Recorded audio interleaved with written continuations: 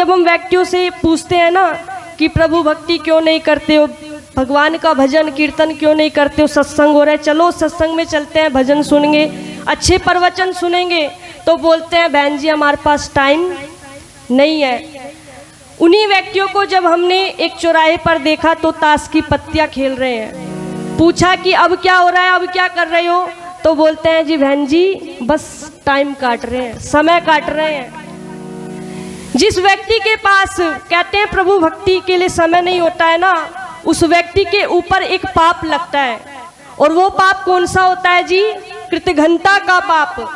कहते हैं कि सब पापों में जो पाप होता है ना, सबसे सर्वश्रेष्ठ जो पाप होता है वो कृतघ्नता का ही पाप होता है। किसी के किए हुए उपकार को न मानना।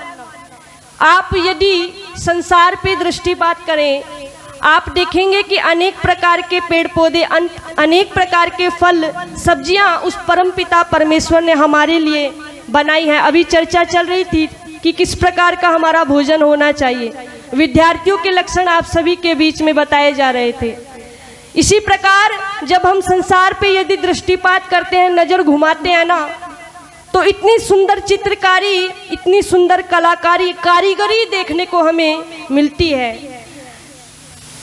आप सभी यहाँ पर विद्यमान हैं, अधिकतर संख्या मैं देख रही हूँ कि बच्चों की है, बालकों की है, तो आइए चर्चा इनके विषय में ही चलनी चाहिए।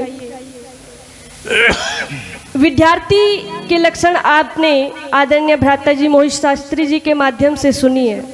आप सभी यदि ध्यान केंद्रित करके बैठे तो मैं आप सभी को कुछ छोटी छोटी बात बताना चाहूँगी। जब भी हम कोई कार्य प्रारंभ करते हैं ना, तो मेरा मानना यह है कि हमारे सामने दो विकल्प तो जरूर उपस्थित हो जाते हैं। एक अच्छा मार्ग होता है और दूसरा बुरा मार्ग होता है। मन कहता है कभी इस मार्ग पे चलो और कभी कहता है उस मार्ग पे चलो। कवि हुए हैं आदरणीय भजनोपदेशक भी हुए हैं गाजियाबाद से आदरणीय बेगराज जी, उन्होंने भजन के माध्यम से समझाने का प्रयास किया है कि जब व्यक्ति ऐसे विकल्पों में फंस जाता है कि हमें क्या करना चाहिए और क्या नहीं करना चाहिए, भजन के माध्यम से बड़ी सुंदर बात बताई गई है। और आप सभी ने सुना भी होगा कि जब भी कोई व्यक्ति अच्छा कार्य करता है ना, तो उसके मन में उत्साह, उमंग, उल्लास और खुशी पैदा करता है वो ईश्वर।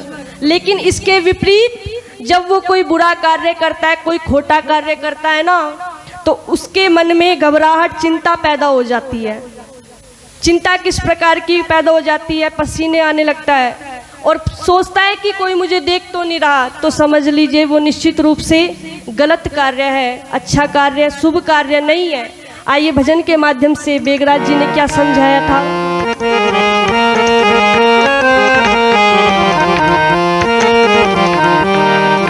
कि कुछ कर ले रे कर ले रे कर ले, जीवन में शुभ कर्म, जीवन में शुभ कर्म, वो काम मत करे जिसमें हो डर शर्म, वो काम मत करे जिसमें हो डर शर्म। कुछ कर ले रे कर ले रे कर ले, जीवन में शुभ कर्म, जीवन में शुभ कर्म, वो काम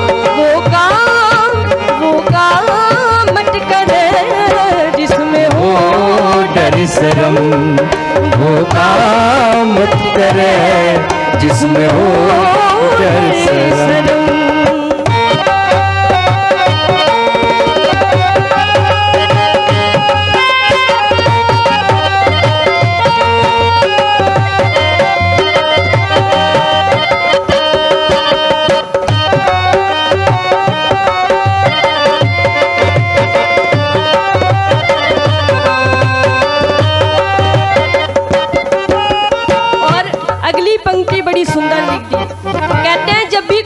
बुरा कार्य करता है ना, तो आसपास नजर बगले झांकने लगता है, नजर घुमाता है कि कोई देख तो नहीं रहा। और जब भी हम किसी बड़े शोरूम में जाते हैं, किसी दुकान पर जाते हैं, तो आप सभी ने लिखा हुआ देखा होगा कि आप कैमरे की निगरानी में हैं। जैसे ये वाक्य पढ़ता है व्यक्ति सावधान हो जाता है और अपनी सारी क्रियाकलाप वो ठीक कर लेता है। वो सोचता है कि कहीं मैं कैमरे में कैद ऐसी वैसी कुछ हरकत करते हुए पकड़ा ना जाऊं, तुरंत सावधान हो जाता है।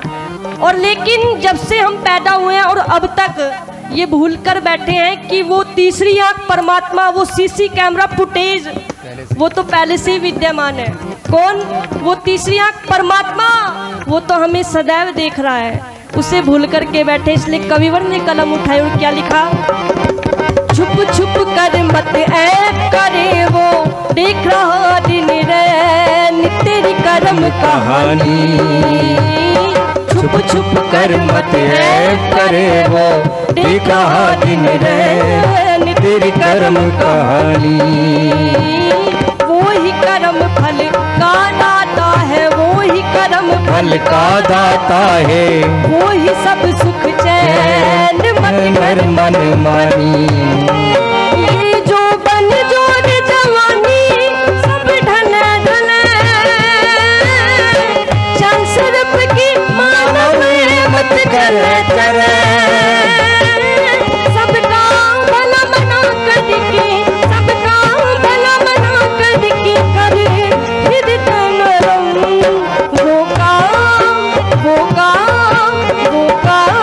मत करे जिसमें हो डर शर्म, जिसमें हो डर शर्म, जिसमें हो डर शर्म।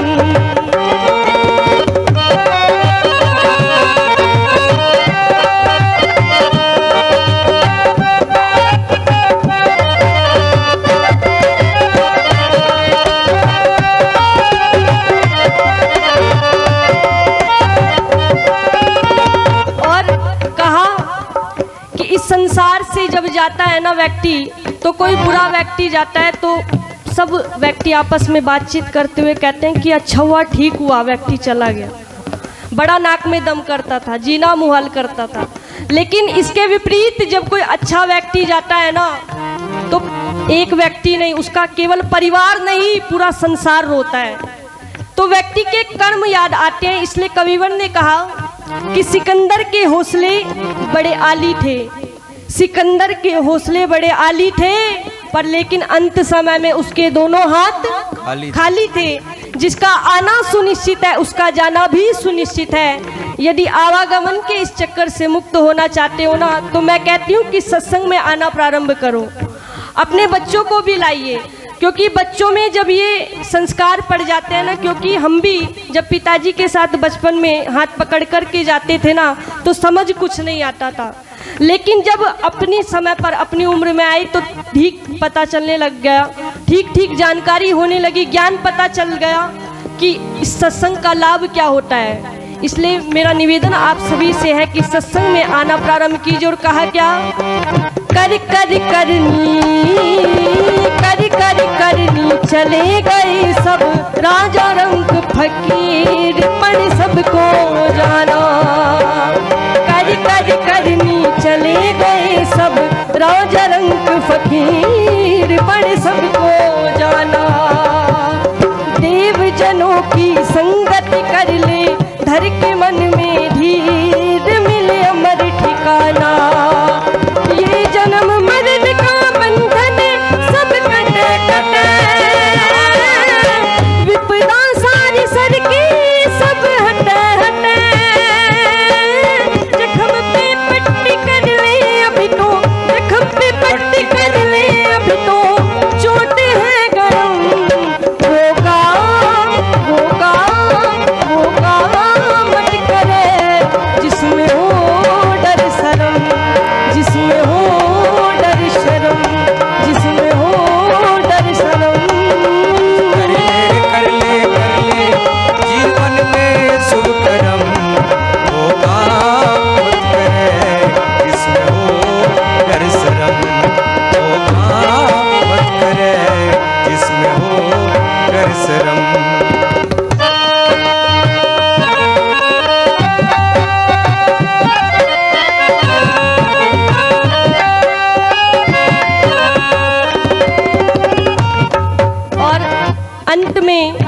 जब इस भजन को लिखा कविवर ने तो एक सवाल, एक प्रश्न मन में उत्पन्न होता है कि यदि किया जाए तो किस प्रकार के कर्म किया जाए। तो एक सारांश रूप में, एक निष्कर्ष रूप में बताया क्या, जीवन बगिया हो जीवन बगिया, महक उठे कुछ कर ले ऐसे काम, मिल सहज किनारा। जीवन बगिया महक उठे कुछ कर ले ऐसे काम, मिल सहज किनारा। दुर्गुण दुर्व्यसनों को तज दे, दुर्गुण दुर्व्यसनों को तज दे, मिल जा सच्चा धाम, हो जा निस्तारा। दुर्गुण दुर्व्यसनों को तज दे, मिल जा सच्चा धाम, हो जा निस्तारा। ये जन्म मरण का बंधन सब कटे कटे, विपदा सारी सर की सब हटे हटे। सबका भलम ना करके, सबका भलम ना करके, करे हृदय नरम। वो काम मत करे जिसमें हो डर शर्म, जिसमें हो डर शर्म, जिसमें हो डर शर्म। कुछ कर ले रे कर ले रे कर ले, कुछ कर ले रे कर ले रे कर ले, जीवन में शुभ कर्म। वो काम मत करे जिसमें हो डर शर्म, जिसमें हो डर शर्म, जिसमें हो डर शर्म, जिसमें हो डर शर्म।